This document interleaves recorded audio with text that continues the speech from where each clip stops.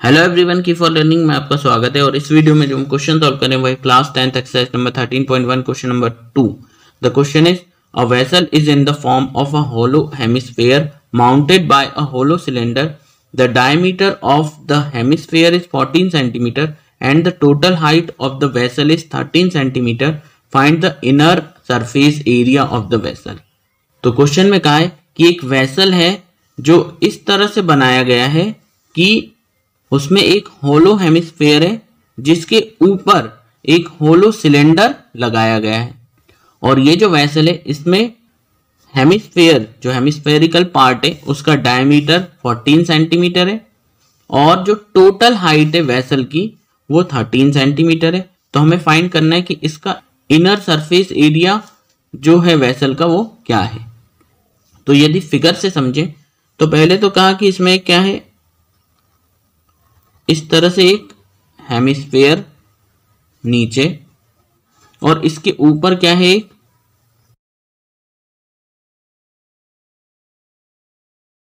ऊपर ये एक सिलेंड्रिकल पार्ट है। फिर ये कहा कि ये जो हेमिस्फीयर है तो ये हमारा हेमिस्फीयर है और ये हमारा सिलेंडर। तो जो हेमिस्फीयर है उसमें डायमीटर कितनी दे रखी है, ये हो गई डायमीटर यहां से लेकर यहां तक। It is given as d is 14 centimetre.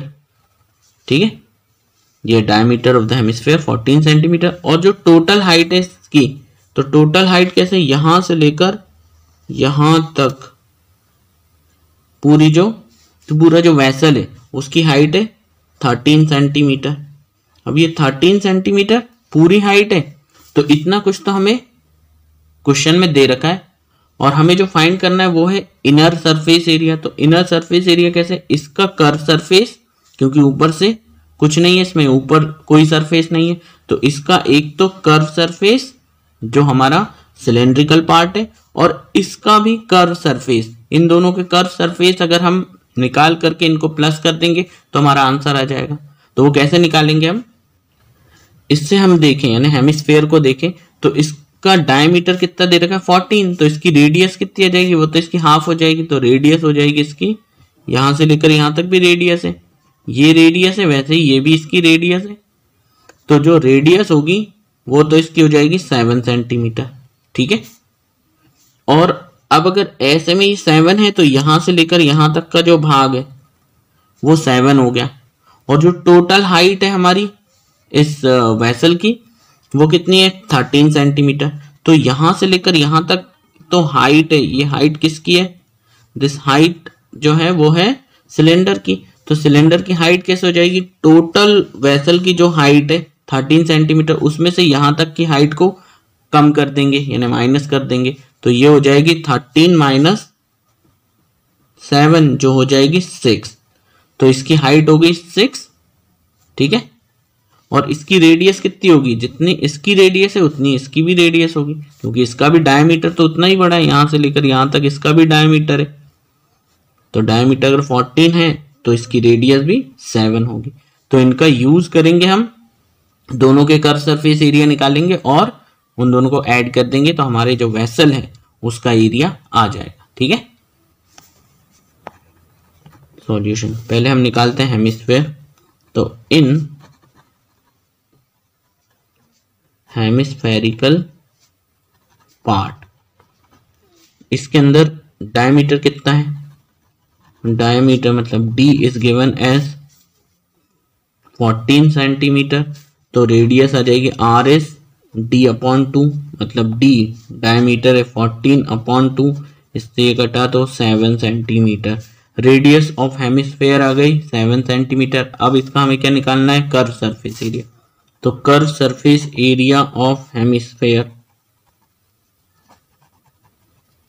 ठीक है, हेमिस्फेरिकल पार्ट, हेमिस्फीयर का कर्व सरफेस एरिया कितना होता है, ये होता है 2 पाई आर स्क्वायर।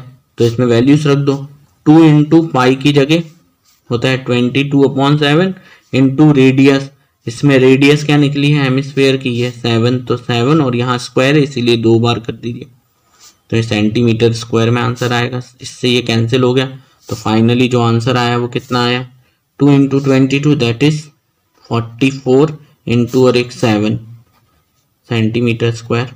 और आगे सॉल्व करें तो ये हो जाता है 7 4 जा 28, 7 4 जा 28, 29 30 सेंटीमीटर स्क्वायर। तो ये जो हमारा इसका एरिया है यानी कि हेमिस्फेयर है उसका एरिया आ गया 308 सेंटीमीटर स्क्वायर। इसी तरह से आप सिलेंड्रिकल पार्ट का निकाल लो। तो इन सिलेंड्रिकल पार्ट इसके अंदर भी देखिए यहां पर भी डायमीटर तो वही है उसका, तो डायमीटर सेम है। तो डी कितना है यहाँ पर वही 14 सेंटीमीटर। तो इट इम्प्लाइज कि इसकी आर कितनी हो जाएगी, R would be D upon 2, मतलब वही 7 या जाएगा 14 अपॉन 2 और ये आ गया 7 सेंटीमीटर। तो जो सिलेंडर है उसकी रेडियस तो आ गई 7 सेंटीमीटर और हाइट हमने पहले ही देख लिया था किस तरह से निकालेंगे कि टोटल जो वेसल की हाइट है उसमें से ये 7 सेंटीमीटर इसकी रेडियस माइनस करेंगे तो यही बचेगा। तो इसी तरह से निकाल लेते हैं। हाइट जो है h वो कैसे निकल जाएगी 13 माइनस 7 सेंटीमीटर, तो ये आ गई 6 सेंटीमीटर। तो अब हमारे पास हाइट भी है और हमारे पास रेडियस भी है और ये क्या है हाइट भी है। अब हम इसकी मदद से इसका कर्व सरफेस एरिया निकाल लेंगे। तो ये हो जाएगा curve surface area of cylindrical part. It is cylinder का जो कर्व सरफेस एरिया होता है ये होता है 2 पाई आर एच। 2 इंटू पाई की जगह 22/7 इंटू रेडियस, इसकी जो रेडियस है वो है 7 सेंटीमीटर, 7 इंटू और इसकी जो एच है हाइट जो आई है वो है 6 सेंटीमीटर। तो 6 और सेंटीमीटर में सेंटीमीटर स्क्वायर क्योंकि एरिया निकाल रहे हैं। इससे 7 से 7 कैंसिल हो गया, यहाँ से बचा 22 इंटू ये 44 इंटू 6 सेंटीमीटर स्क्वायर और इसे सॉल्व किया तो 6 4 जा 24 और 6 4 जा 24 25 26 264 सेंटीमीटर स्क्वायर। तो ये दोनों एरियाज आ गए हमारे, एक तो आया हमारा 308 और एक आया 264। इन दोनों को ऐड कर देंगे तो हमारा आंसर आ जाएगा। ठीक है, inner surface area of vessel, तो वो कैसे आ जाएगा CSA ऑफ सिलेंडर जो सिलेंड्रिकल पार्ट है plus CSA of hemispherical part, दोनों रख दीजिए। CSA ऑफ सिलेंडर ये कितना आया है, ये आया 308, तो 308 प्लस और CSA ऑफ ये सिलेंडर, इसको हेमिस्फेयर बना लेता हूं, CSA ऑफ हेमिस्फेयर और इसको कर लेते हैं सिलेंडर।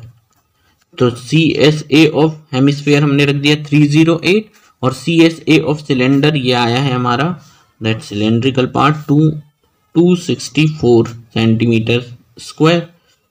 ठीक है, और इन दोनों को प्लस कर देंगे तो ये हो जाएगा 572 सेंटीमीटर स्क्वायर। तो यही हमारा आंसर है। तो होपफुली आपको ये समझ आया होगा। Thank you very much for watching.